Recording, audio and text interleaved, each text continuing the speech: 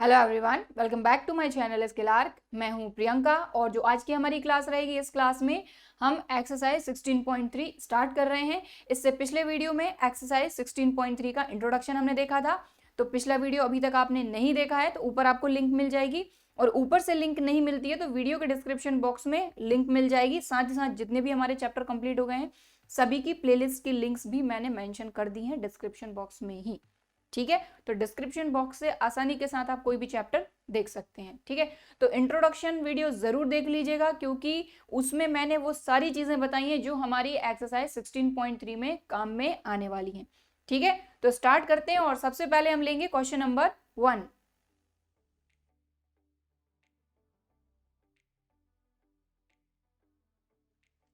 Exercise 16.3 का हमने सबसे पहले ले लिया है क्वेश्चन नंबर 1। पिछली क्लास में, कहने का मतलब यह है कि जो एक्सरसाइज 16.3 का इंट्रोडक्शन वीडियो था उसमें हमने इसी तरह का एक क्वेश्चन किया था, एग्जाम्पल नंबर 9। ठीक है, तो मैंने अभी पूरा क्वेश्चन नहीं लिखा है क्योंकि हम 1 बाय 1 सॉल्व करेंगे, इसीलिए मैंने अभी यहाँ पर असाइनमेंट ए लिया है। बुक में आप देखेंगे तो बी सी डी और भी कई सारे असाइनमेंट हैं। ठीक है, तो मैंने अभी सिर्फ और सिर्फ पहला असाइनमेंट लिया है। ठीक है, तो क्वेश्चन में पहले बोला क्या जा रहा है उसको समझ लेते हैं। Which of the following cannot be valid assignment of probabilities for outcomes of sample space this? तो sample space में जो हमारे टोटल आउटकम्स हैं वो क्या है? Omega 1, omega 2, omega 3, omega 4, omega 5, omega 6 और ओमेगा 7। सैंपल स्पेस में कितने आउटकम्स हैं? 7 आउटकम्स हैं। और इसी तरह से हमको अलग अलग असाइनमेंट दिए हैं, लेकिन किस पर बेस्ड है? ये प्रोबेबिलिटी पे। ठीक है, तो यहाँ पर असाइनमेंट ए की हम बात करें तो यहाँ पर ओमेगा 1 की प्रोबेबिलिटी दी है, ओमेगा 2 की प्रोबेबिलिटी दी है, ओमेगा 3 की प्रोबेबिलिटी दी है, ओमेगा 4 की, ओमेगा 5, ओमेगा 6 और ओमेगा 7। ठीक है, ये प्रोबेबिलिटीज हमको गिवन है। अब हमको ये बताना है कि क्वेश्चन में हमको बोला है which of the following can not be valid assignment, कौन सा असाइनमेंट वैलिड नहीं होगा। तो कहने का मतलब ये कि हमको यही देखना है कि कौन सा वैलिड है और कौन सा नहीं। इसके लिए हम क्या करते हैं, सबसे पहली चीज कि जितनी भी प्रोबेबिलिटीज हमारे पास हैं इन सभी में हम चेक करते हैं कि प्रोबेबिलिटी हमारी 0 और 1 के बीच में है या नहीं। अब 0 और 1 के बीच की बात का मतलब क्या हुआ? 0 से छोटी नहीं होनी चाहिए, 0 से छोटी मतलब नेगेटिव नहीं होनी चाहिए कोई भी प्रोबेबिलिटी, और 1 से बड़ी नहीं होनी चाहिए।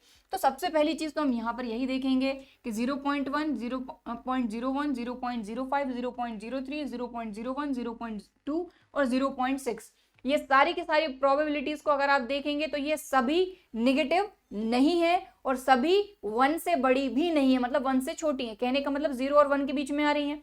पहली चीज कंप्लीट हो गई। ठीक है, तो इसको हम यहां पर लिख देंगे।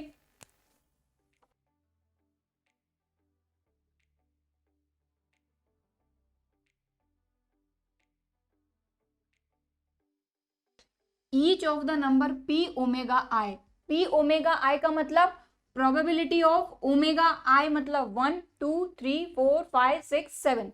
यहां पर जितने भी हमारे पास ओमेगा है वो सभी इसी में आ जाएंगे क्योंकि यहां पर हमने आई लगा दिया।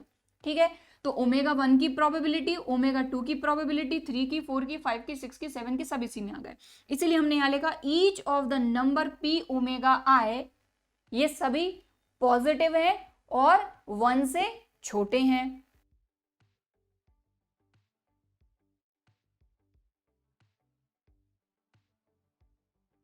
तो पहली कंडीशन हमारी सेटिस्फाई हो गई। ठीक है, मैंने आपको बताया था पिछले वीडियो में कौन कौन सी कंडीशन, कि प्रोबेबिलिटी जो भी है वो 0 और 1 के बीच में होनी चाहिए, मतलब नेगेटिव नहीं होनी चाहिए और 1 से बड़ी नहीं होनी चाहिए। तो सारी वैल्यूज को आप देख सकते हैं, सभी की सभी पॉजिटिव हैं। दूसरी चीज, 1 से बड़ी एक भी कोई भी प्रोबेबिलिटी नहीं है। तो पहली कंडीशन हो गई सेटिस्फाई। अब दूसरी कंडीशन की बात करेंगे हम। अब कंडीशन सेकंड क्या है? तो जैसा कि मैंने आपको बताया था सेकंड कंडीशन में कि कोई भी हमारा रैंडम एक्सपेरिमेंट है, रैंडम एक्सपेरिमेंट का जो भी सैंपल स्पेस रहेगा, सैंपल स्पेस के अंदर जितने भी आउटकम्स आ रहे हैं उन सभी आउटकम्स की जो भी प्रोबेबिलिटी रहेगी, तो प्रोबेबिलिटी का सम हमेशा क्या आना चाहिए? 1। तो यहां पर ये जो अलग अलग सारी की सारी प्रोबेबिलिटीज हैं इन सभी का हम सम फाइंड करेंगे। तो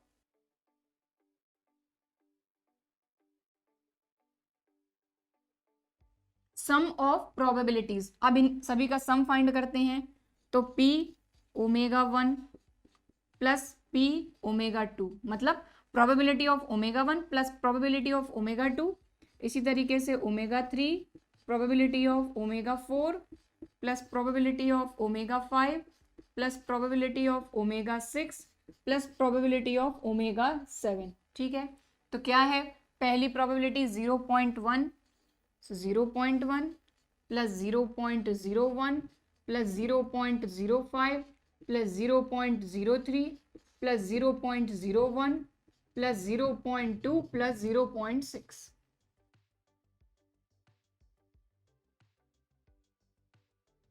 तो इन सभी को आप ऐड कर लो, ऐड करने पे आपको मिलेगा 1, और 1 ही मिलना चाहिए हमारी कंडीशन के अकॉर्डिंग। ठीक है, तो यहाँ पर दोनों चीजें फुलफिल हो गई। पहली कि सारी की सारी जो प्रोबेबिलिटीज हैं पी ओमेगा आई, ये सभी पॉजिटिव होनी चाहिए और 1 से छोटी होनी चाहिए। ठीक है, तो है, पहली कंडीशन हो गई। सेकंड कंडीशन में क्या है कि सारी की सारी जो प्रोबेबिलिटीज हैं इन सभी का सम 1 आना चाहिए। हमने सभी का सम करके देखा, 1 आ गया, मतलब दूसरी कंडीशन भी सेटिस्फाई हो गई। इसका क्या मतलब हुआ कि ये जो असाइनमेंट ए है, हमको पूछा गया है कि कौन सा असाइनमेंट वैलिड नहीं हो सकता, तो ये तो वैलिड है, तो हम लिख देंगे कि भाई ये जो असाइनमेंट है ये तो वैलिड है। ठीक,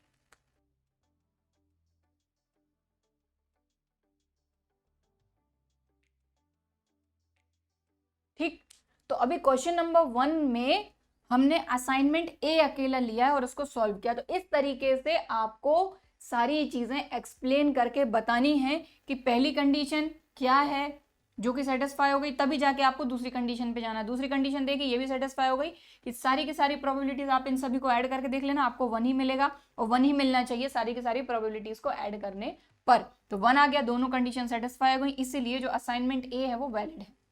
ठीक, तो क्वेश्चन नंबर 1 में ही हमारा भी असाइनमेंट ए हुआ है। इसको अगर आपको नोट करना है तो वीडियो को पॉज करके आप नोट कर सकते हैं। अब हम देखेंगे इसी में नेक्स्ट असाइनमेंट।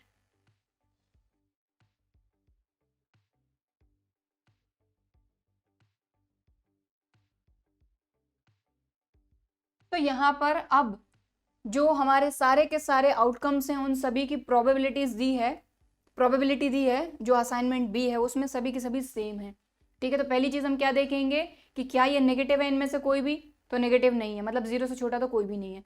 और क्या 1 से बड़ा है कोई, तो वही 1 में आप 7 से डिवाइड करेंगे तो जो भी वैल्यू आएगी वो 1 से तो छोटी आएगी। तो पहली जो कंडीशन है वो सेटिस्फाई हो गई। तो हम यहाँ पर क्या लिखेंगे,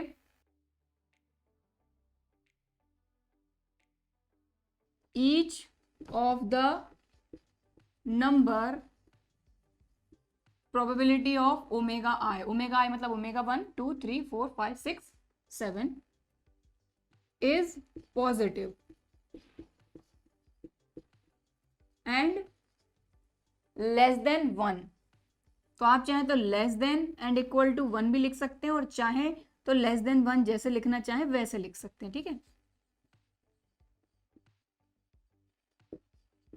ठीक है, तो पहली कंडीशन हो गई।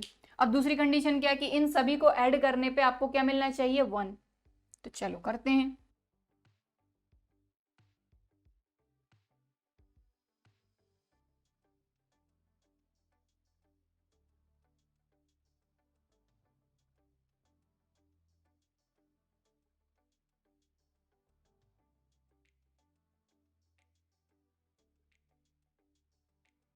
तो हमारे पास टोटल 7 आउटकम है और उन सभी 7 आउटकम की प्रोबेबिलिटी दी है हमको असाइनमेंट बी में। तो सभी को ऐड करेंगे, तो चलो ऐड करते हैं।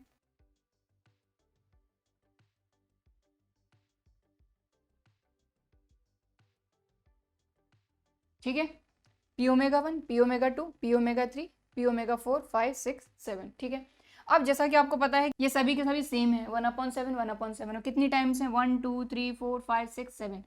तो एक तो तरीका एलसीएम लेके कर सकते हैं कि सभी का एलसीएम आएगा आपका 7।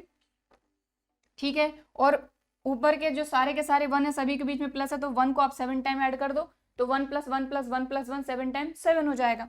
और चाहें तो आप एक चीज और कर सकते हैं कि ये 1/7 है, और क्योंकि ये 7 टाइम्स है तो 7 का इसमें मल्टीप्लाई कर दो, 7 से 7 कैंसिल होके क्या आ गया आपका 1। तो सारी की सारी जो प्रोबेबिलिटीज है यहाँ पर, ठीक है, उन सभी का सम 1 भी आ रहा है, मतलब ये जो हमारा बी असाइनमेंट है ये भी वैलिड है। तो यहां हम लिखेंगे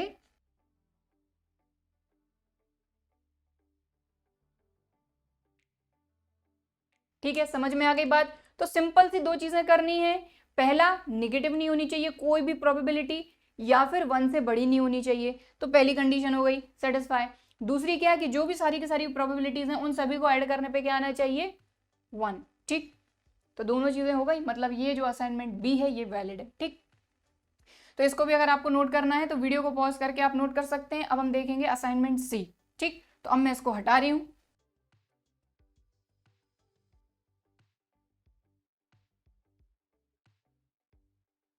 तो जो असाइनमेंट सी है उसमें प्रोबेबिलिटी है 0.1, 0.2, 0.3, 0.4, 0.5, 0.6, 0.7। तो सबसे पहली चीज हम इसमें क्या देखेंगे, और ये तो पुरानी क्वेश्चन का लिखा हुआ है, लिखा रहने दीजिए, इसमें हम चेंज कर लेंगे। तो सबसे पहली चीज हम क्या देखेंगे असाइनमेंट में कि सारी की सारी जो प्रोबेबिलिटीज हैं उनमें से कोई नेगेटिव है क्या, नहीं है। दूसरी चीज 1 से बड़ी है क्या, तो कोई भी प्रोबेबिलिटी देखें कोई भी 1 से बड़ी नहीं है। तो पहली कंडीशन सेम इसमें हम यही लिखेंगे कि each of the number P omega है is positive and less than 1, यानी कि जितनी भी यहाँ पर हमारी प्रोबेबिलिटी हैं वो सभी के सभी पॉजिटिव हैं, और दूसरी चीज 1 से छोटी हैं। ठीक है, तो पहली कंडीशन सेटिस्फाई हो गई। अब दूसरी कंडीशन हम देखेंगे, सम ऑफ ऑल प्रोबेबिलिटीज, इन सभी का सम कर देंगे। तो चलो सम करते हैं। तो बस यहां पर अकेला हमारा चेंज आएगा लिखने में, तो चेंज कर देते हैं। ठीक है, बाकी ये तो सारा का सारा सेम आना है। तो P omega 1, probability of omega 1 0.1, probability of omega 2 0.2, इन सभी को ऐड कर देंगे। तो चलो ऐड करते हैं। 0.1 plus 0.2 plus 0.3 plus 0.4 plus 0.5 plus 0.6 plus 0.7, सभी को ऐड कर लो आप। 3, 3, 6, 9, 10, 15, 21, 28, तो ये आ जाएगा आपका 2.8। अब क्या 2.8 1 के इक्वल है, नहीं है, which is not equal to 1।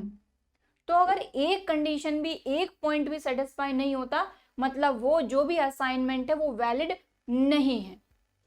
सो ये चीज तो सेटिस्फाई हो गई कि सारी की सारी जो प्रोबेबिलिटी थी हमारी वो सभी पॉजिटिव भी थी और 1 से छोटी भी थी। लेकिन दूसरी कंडीशन जिसमें हमने सारी की सारी प्रोबेबिलिटीज को ऐड करा, तो यहां पर हमको मिला 2.8। कहने का मतलब ये कि ये 1 के इक्वल नहीं है, इसीलिए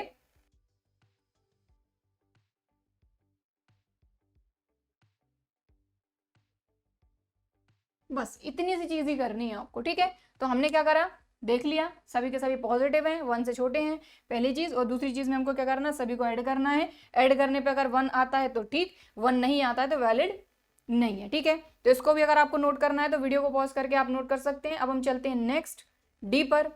तो ये हमारा असाइनमेंट डी। तो इसमें भी हमको क्या करना है, देखना है कि ये असाइनमेंट वैलिड है कि नहीं। तो देखो जरा, पहली ही जो प्रोबेबिलिटी है ओमेगा 1 की वो नेगेटिव है, और इसके अलावा ओमेगा 5 की जो प्रोबेबिलिटी है वो भी नेगेटिव है। तो प्रोबेबिलिटी नेगेटिव नहीं होनी चाहिए, क्योंकि नेगेटिव होगी तो 0 से छोटी होगी। तो बस बात ही खत्म, आगे चेक करने की जरूरत ही नहीं है हमको। ठीक है, ठीक है ना, आगे चेक करने की जरूरत ही नहीं। अगर एक भी चीज नहीं यहाँ पर सेटिस्फाई हो रही है, मतलब हमारा असाइनमेंट वैलिड नहीं है। सो यहाँ पर हम लिखेंगे since probability of omega 1, omega 1 की probability and probability of omega 5 are negative.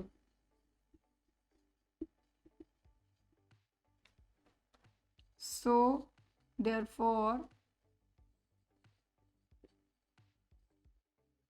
assignment D is not valid. बात खत्म। ठीक है, समझ में आ गई बात, क्योंकि हमारी 2 प्रोबेबिलिटी नेगेटिव आ गई हैं, इसीलिए ये जो असाइनमेंट डी है ये वैलिड नहीं होगा। ठीक है, तो नोट करना चाहते हैं तो वीडियो को पॉज करके नोट कर सकते हैं। अब हम देखेंगे assignment E.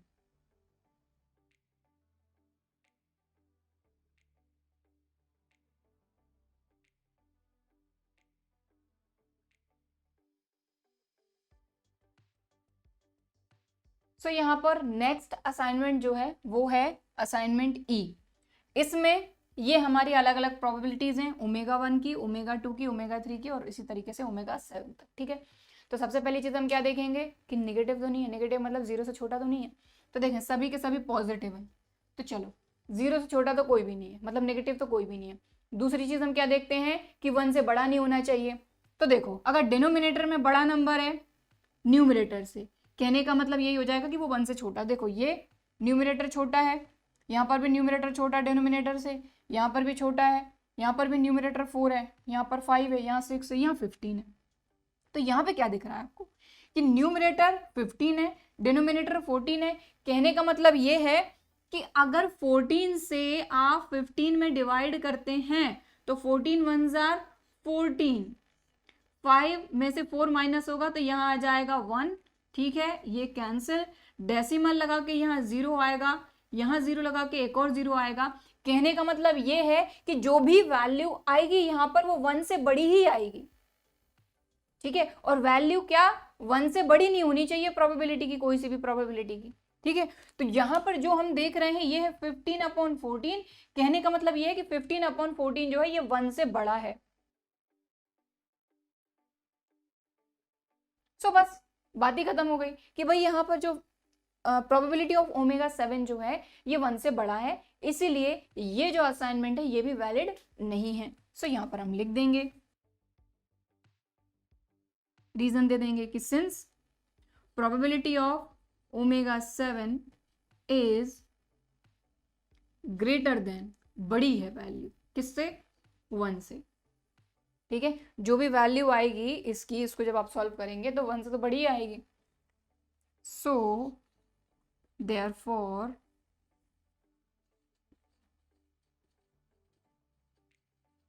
Assignment E is not valid.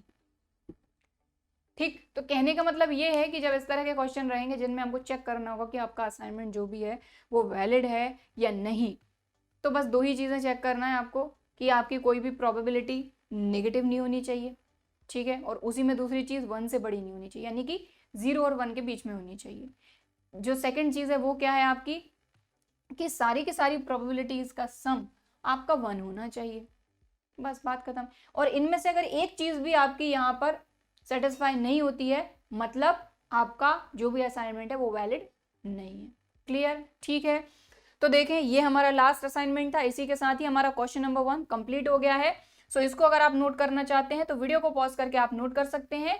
अब हम देखेंगे नेक्स्ट क्वेश्चन, क्वेश्चन नंबर 2। तो ये हमारा question number 2। So question number 2 जो है क्लास 10th में भी आपने इस तरह के क्वेश्चन किए, तो चाहे तो आप डायरेक्ट जो फॉर्मूला है प्रोबेबिलिटी का, number of favourable outcome over total possible outcome, उससे भी कर सकते हैं।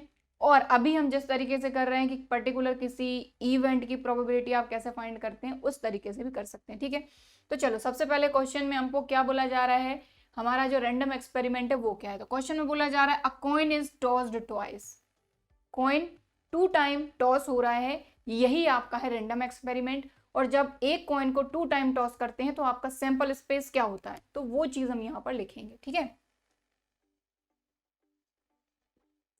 सो when we toss a coin twice या 2 times, जो भी आप लिखना चाहें, तो when we toss a coin twice the sample space is given by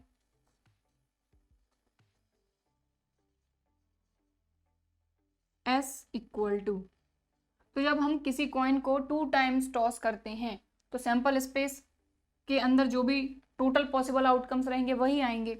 तो head head, head tail, tail head, tail tail, simple. ठीक है, clear. So total number of possible outcomes जो हैं वो हमारे आते हैं सैंपल स्पेस के अंदर। ठीक है, तो अभी आपकी एक्सरसाइज जिस तरीके से चल रही है हम उसी तरीके से इस क्वेश्चन को कर रहे हैं। ठीक है, अब आगे क्वेश्चन में हमसे बोला जा रहा है what is the probability that at least 1 tail occurs. ठीक है, what is the probability that at least 1 tail occurs. At least one tail occurs मतलब ये एक तरह का अलग से इवेंट है कि एटलीस्ट कम से कम एक टेल आनी ही आनी चाहिए। तो ये एक तरह का इवेंट ही है ना कि हाँ भाई पर्टिकुलर कोई एक चीज़ है। जैसे कि मान लीजिए कि हमने कॉइन को टॉस करा और मैंने बोला कि भाई मैं जब कॉइन को 2 टाइम टॉस करूंगी तो पहली बार में मेरे पास हेड आना चाहिए, दूसरी बार में टेल आना चाहिए। तो ये भी एक तरह का इवेंट ही है ना। तो इवेंट तो आपने पढ़ा ही है, ठीक है। तो यहाँ पर ये जो है एटलीस्ट वन टेल अकर, ये क्या है, एक तरह का इवेंट। तो इस इवेंट को हम सपोज कर लेते हैं A, and let A be the event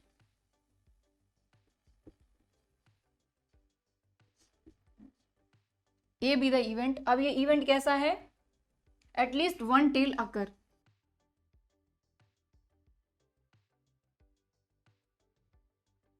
ठीक है, समझ में आ गई बात। सो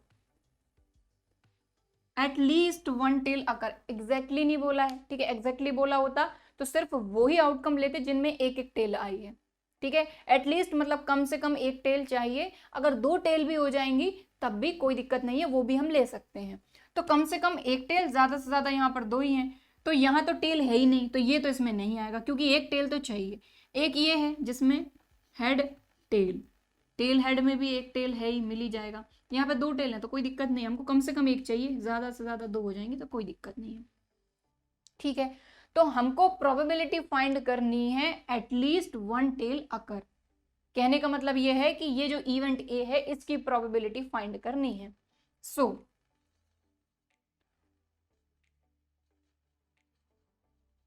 probability of event A show करेंगे हम इसको पी ऑफ ए से। ये क्या होगी आपकी, मैंने आपको बताया था कि जिस भी इवेंट की प्रोबेबिलिटी फाइंड कर रहे हैं उसके नंबर ऑफ एलिमेंट, ए के अंदर जितने भी नंबर ऑफ एलिमेंट्स हैं वो upon number of elements in sample space. ठीक, समझ में आ गई बात। अब ए के अंदर क्योंकि ए के ही जो एलिमेंट हैं उसी के अंदर आ रहे हैं एटलीस्ट वन टेल अकर, इसी के लिए प्रोबेबिलिटी फाइंड करनी है। तो जिसके लिए प्रोबेबिलिटी फाइंड करनी है उसी के अंदर जितने एलिमेंट होंगे वही तो आएंगे। तो ए के अंदर कितने एलिमेंट है, 1 2 3 अपॉन, और एस यानी सैंपल स्पेस के अंदर कितने एलिमेंट है, 1 2 3 4। सो 3/4 आ जाएगी प्रोबेबिलिटी किस चीज के लिए, एटलीस्ट वन टेल अकर। समझ में आ गई बात। और एक तो ये तरीका है जो हमने अभी तक पढ़ा है कि भाई सैंपल स्पेस भी पढ़ा हमने, फिर इवेंट पढ़ा, और फिर इस इवेंट की प्रोबेबिलिटी कैसे फाइंड करनी, हमने ये सारी चीज पढ़ी। क्लास 10th में आपने क्या पढ़ा था, सबसे पहले हम क्या करते थे कि हमको क्या बोला गया, एटलीस्ट वन टेल अकर। तो टोटल पॉसिबल आउटकम्स, सबसे पहले तो हम लिखेंगे टोटल पॉसिबल आउटकम्स। तो टोटल पॉसिबल आउटकम्स क्या होते हैं जो हम सैंपल स्पेस के अंदर लिखते हैं। तो ये कितने हैं, 1 2 3 4, और number of favourable outcomes. Number of favourable outcome मतलब कि एटलीस्ट वन टेल अकर, तो जिसमें एक टेल तो है ही है, तो 1 2 3। तो बस फॉर्मूला लगा देते हैं प्रोबेबिलिटी का, number of favourable outcome over total possible outcome, ठीक है। लेकिन आपको यही करना है सिस्टमैटिक तरीके से। समझ में आ गई बात। तो इसको तो मैं हटा ही देती हूँ। जितना सिस्टमैटिक करेंगे उतने मार्क्स अच्छे मिलेंगे, सही है ना, ठीक है। सो यहाँ पर क्वेश्चन नंबर 1 में हमसे जो जो चीजें बोली गई थी 1 बाय 1 हम करते गए। अ coin is toss twice, coin जो है वो 2 टाइम टॉस हो रहा है। कहने का मतलब ये है कि ये हमारा रैंडम एक्सपेरिमेंट है, इसमें जितनी भी टोटल चीजें हो सकती हैं वो सारे पॉसिबल आउटकम हमने लिख लिए सैंपल स्पेस के अंदर। फिर हमको दूसरी चीज बोली गई कि हमको प्रोबेबिलिटी फाइंड करनी है एटलीस्ट वन टेल अकर। अब एटलीस्ट वन टेल अकर मतलब ये एक तरह का इवेंट है, तो हमने सपोज कर लिया कि ये जो इवेंट है ये ए है जिसमें एटलीस्ट वन टेल आ रही है, ठीक है। बस इसके लिए प्रोबेबिलिटी फाइंड कर ली। अब ए के लिए प्रोबेबिलिटी फाइंड करना है मतलब ए के अंदर जितने एलिमेंट हैं वो, और टोटल पॉसिबल आउटकम है वो, खत्म। समझ में आ गई बात, ठीक है। तो क्वेश्चन नंबर 2 हमारा कंप्लीट हो गया है। नोट करना चाहते हैं तो वीडियो को पॉज करके आप नोट कर सकते हैं। अब हम देखेंगे नेक्स्ट क्वेश्चन, क्वेश्चन नंबर 3। तो यहाँ पर अब हमने लिया है question number 3। So question number 3 को देखते हैं। क्वेश्चन नंबर 3 में बोला गया है a die is thrown, find the probability of following events. अब यहाँ पर एक डाई रोल हुआ है। जब एक डाई रोल होता है तो टोटल पॉसिबल आउटकम्स क्या होते हैं, एक डाई एक ही बार रोल हुआ है ना, तो 1 2 3 4 5 6 ये टोटल पॉसिबल आउटकम्स होते हैं जिनको हम सैंपल स्पेस में लिख देते हैं। अब हमको अलग अलग इवेंट दिए गए हैं और उन इवेंट की हमको प्रोबेबिलिटी फाइंड करनी है। तो सबसे पहले तो अ प्राइम नंबर विल अपीयर, इसको अभी हम हटाते हैं। सबसे पहले तो क्वेश्चन में हमको बोला गया है अ डाई इज थ्रोन, एक डाई थ्रो हुआ है। तो सबसे पहले तो हम टोटल पॉसिबल आउटकम्स लिखेंगे। जब तक टोटल पॉसिबल आउटकम्स हमारे पास नहीं रहेंगे तब तक हमारा काम नहीं हो पाएगा, ठीक है। सो यहां हम लिखेंगे सॉल्यूशन में when a die is rolled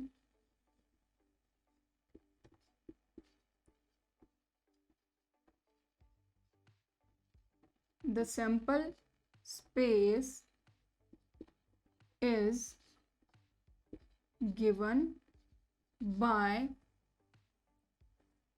S equal to, तो डाई रोल हुआ है तो क्या क्या चीजें आ सकती हैं, 1 2 3 4 5 6,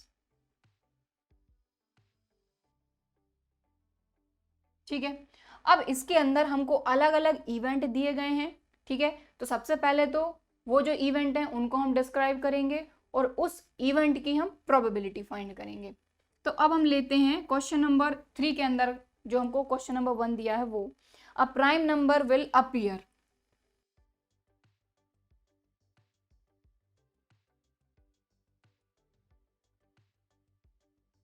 ये एक इवेंट है और इसी की हमको प्रोबेबिलिटी फाइंड करनी है जिसमें अ प्राइम नंबर विल अपीयर। तो हम सपोज कर लेते हैं कि ये जो इवेंट है ये इवेंट है हमारा ए इवेंट, ठीक है। और प्राइम नंबर अपीयर होगा जब हम एक डाई को रोल करेंगे। तो वो प्राइम नंबर क्या क्या हो सकता है, तो हमारे पास आउटकम्स तो सिर्फ इतने ही है 1 2 3 4 5 6, इन्हीं में से जो प्राइम नंबर है वही आ सकते हैं अगर डाई को हम रोल करते हैं। तो हमारा प्राइम नंबर कौन कौन सा है, 2 है, 3 है और 5 है। तो इसमें आ जाएगा 2 3 और 5, ठीक है। A prime when we roll a die a prime number will appear. तो प्राइम नंबर आपका 2 हो सकता है, 3 हो सकता है या फिर 5 हो सकता है अगर डाई की बात करें तो डाई पे तो 6 नंबर होते हैं, ठीक है ना, 1 से लेकर 6 तक, जिनमें से ये 3 नंबर प्राइम नंबर होते हैं। तो ये 3 नंबर आ सकते हैं जब हम एक डाई को रोल करेंगे। तो अब हमको इसकी प्रोबेबिलिटी फाइंड करनी है इवेंट ए की। सो प्रोबेबिलिटी ऑफ इवेंट ए, तो फॉर्मूला क्या होता है हमारा, नंबर ऑफ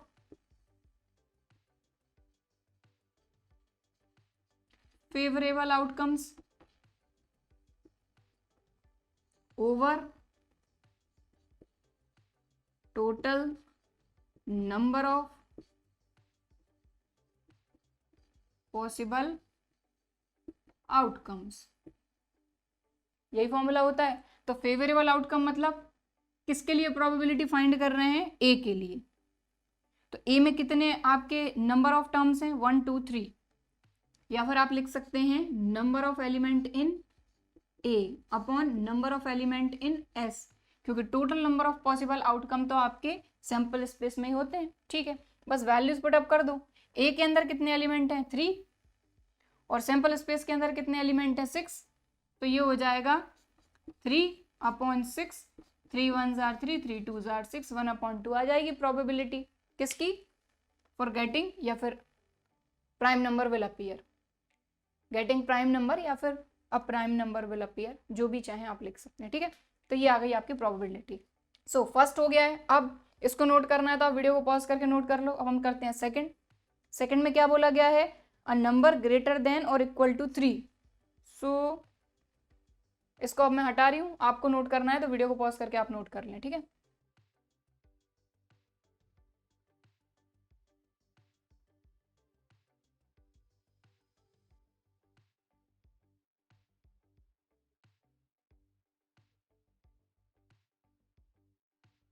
अब इस चीज को थोड़ा ध्यान से समझना होगा। अभी हमने जो फर्स्ट वाला था उसको इवेंट ए लिया था, इसको हम ले लेते हैं इवेंट बी। ये इवेंट बी है जिसमें हम ऐसे एलिमेंट्स लिखेंगे जो कि 3 के इक्वल हैं और 3 से बड़े हैं, ठीक है। तो अब यहाँ पर आप एक चीज देखें, यहाँ पर हम कैसे एलिमेंट्स लिखेंगे, अ नंबर ग्रेटर देन और इक्वल टू 3, 3 से बड़े और 3 के इक्वल। तो 3 के इक्वल तो 3 ही है, और 3 से बड़े कौन कौन से नंबर है, 4 5 6। समझ में आई बात? क्योंकि ये जो भी हमारा इवेंट है ये किस चीज के लिए हो रहा है, when we roll a die या फिर a die is thrown a number greater than और इक्वल टू 3 विल अपीयर। तो 3 और 3 से बड़े नंबर, तो 3 और 3 से बड़े नंबर तो यही है डाई में। ठीक है, अब हम इसकी प्रोबेबिलिटी फाइंड करेंगे। So probability of B, event B, so formula भाई number of favourable outcome over total possible outcome. कहने का मतलब क्या है, number of elements in B upon number of elements in sample space. B में कितने element है, 1 2 3 4 अपॉन 6, तो ये हो जाएगा 2 2 जार 4, 2 3 जार 6, 2/3 आ जाएगी प्रोबेबिलिटी। क्लियर? ठीक है, तो सिंपल से ही क्वेश्चन है। सेकंड भी हो गया, इसको भी अगर आपको नोट करना है तो वीडियो को पॉज करके आप नोट कर लें। अब मैं इसको हटा रही हूँ, अब नेक्स्ट करेंगे।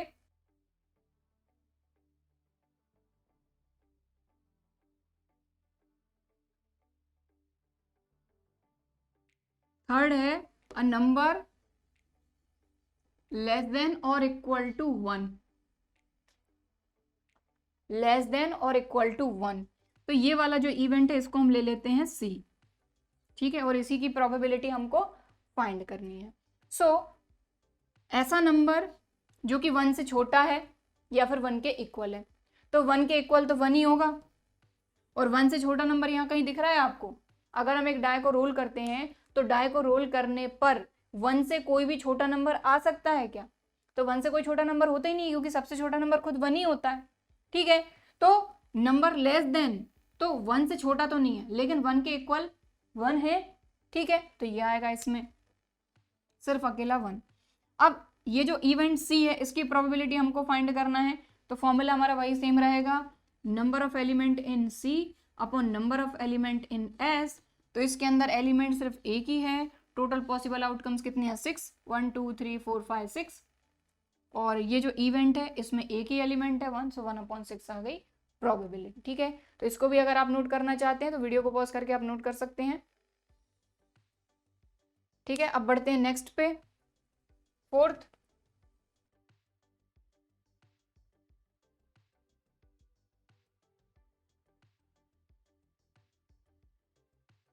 A number more than 6 will appear। सो ये इवेंट हम ले लेते हैं इवेंट डी। ठीक है, इवेंट डी की प्रोबेबिलिटी हमको फाइंड करनी है, लेकिन इसके अंदर कौन कौन से एलिमेंट आएंगे सबसे पहले वो तो देखें। तो अ नंबर मोर देन 6, अब यहाँ पे इक्वल वाली बात नहीं है, जैसा कि अभी आपने सेकंड और थर्ड में देखा। ठीक है, ग्रेटर देन और इक्वल टू 3, लेस देन और इक्वल टू 1, तो इक्वल भी आ रहा था। तो इक्वल में क्या होता है कि वही का वही जिस नंबर के बारे में पूछा जाता है उसी के नंबर, वही का वही नंबर आ जाता है। लेकिन यहाँ पर a number more than 6 will appear, 6 से बड़ा नंबर, बस इक्वल की बात ही नहीं हो रही है। अगर इक्वल बोला होता तो 6 तो इसमें आता ही आता, लेकिन मोर देन 6। तो अब आप देखो कि अगर हम एक डाई को रोल करते हैं तो डाई को रोल करने पर 6 से कोई बड़ा नंबर आ सकता है क्या? पॉसिबल ही नहीं है, तो इसके अंदर कोई एलिमेंट ही नहीं आएगा। ठीक है, कहने का मतलब क्या हुआ कि कोई एलिमेंट नहीं है, मतलब कि यहाँ पर जो डी है इसमें कोई एलिमेंट नहीं है, मतलब 0 एलिमेंट, और टोटल पॉसिबल आउटकम्स हैं 6, मतलब ये क्या हो गया 0। इसकी प्रोबेबिलिटी क्या रहेगी 0, और जब किसी भी इवेंट की प्रोबेबिलिटी 0 होती है तो वो इवेंट कैसा होता है, इम्पॉसिबल इवेंट। ठीक है ना, अगर किसी इवेंट की प्रोबेबिलिटी 1 आती है तो वो श्योर इवेंट या सर्टन इवेंट होता है, और किसी इवेंट की प्रोबेबिलिटी अगर 0 आती है तो वो इम्पॉसिबल इवेंट होता है। ठीक, इम्पॉसिबल इवेंट समझ में आ गई ना बात, क्योंकि डाई को रोल करने पे 6 से बड़ा नंबर कभी आ ही नहीं सकता, तो प्रोबेबिलिटी क्या आ गई उसकी 0। ठीक, बात खत्म। सो फोर्थ भी हो गया है। ठीक है, अब हम करेंगे फिफ्थ। इसको नोट करना है तो वीडियो को पॉज करके आप नोट कर सकते हैं।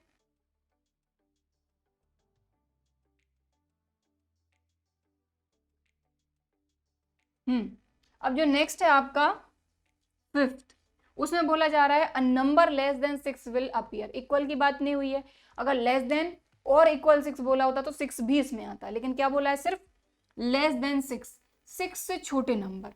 तो 6 से छोटे नंबर तो डाई पे हैं, कौन कौन से हैं, 1 है, 2 है, 3 है, 4 है और 5 है। ये सभी नंबर आपके 6 से छोटे हैं। ठीक है, तो प्रोबेबिलिटी ऑफ इवेंट ई ई की प्रोबेबिलिटी, तो सबसे पहले number of element in E, number of element in sample space, तो ये हो जाएगा 5/6 प्रोबेबिलिटी। ठीक है, समझ में आ गई बात। तो बस कोई भी क्वेश्चन करो आप, सिस्टमेटिक करो, आपके नंबर बिल्कुल नहीं कटने वाले। ठीक, समझ में आ गई बात। तो देखें क्वेश्चन नंबर 3 के अंदर 5 अलग अलग इवेंट थे, इन पांचों इवेंट को हमने डिस्क्राइब भी करा और साथ ही साथ उनकी प्रोबेबिलिटी भी फाइंड करी। ठीक है, तो ये लास्ट था, इसको अगर आपको नोट करना है तो वीडियो को पॉज करके आप नोट कर सकते हैं। आज की क्लास में बस इतना ही करेंगे, बाकी के जो क्वेश्चन हमारे बचे हुए हैं उनको हम कंटिन्यू करेंगे अगली क्लास में। आई होप कि आज की क्लास में हमने हालांकि 3 ही क्वेश्चन समझे, लेकिन फर्स्ट क्वेश्चन के अंदर भी अलग अलग कई सारे असाइनमेंट थे, क्वेश्चन नंबर 3 के अंदर भी कई सारे अलग अलग क्वेश्चन थे। तो हालांकि उनको हम बहुत जल्दी जल्दी शॉर्टकट में भी कर सकते थे, लेकिन बात वही है कि मुझे समझाना भी एक बार है और आपको समझना भी एक ही बार है, तो इसीलिए कोई भी चीज़ समझो तो अच्छे से समझो, सही है ना। चलो, आई होप कि आज की क्लास में मैंने जो क्वेश्चन आपको समझाए हैं वो आपको अच्छी तरीके से समझ में आए होंगे, वीडियो भी पसंद आया होगा। वीडियो पसंद आया है तो लाइक ज़रूर करिए, और अभी तक अगर चैनल को सब्सक्राइब नहीं किया है तो इसी तरह के और वीडियोस के लिए चैनल को सब्सक्राइब ज़रूर करिए। चलिए फिर मिलते हैं अगले वीडियो में, तब तक के लिए बाय एंड थैंक यू।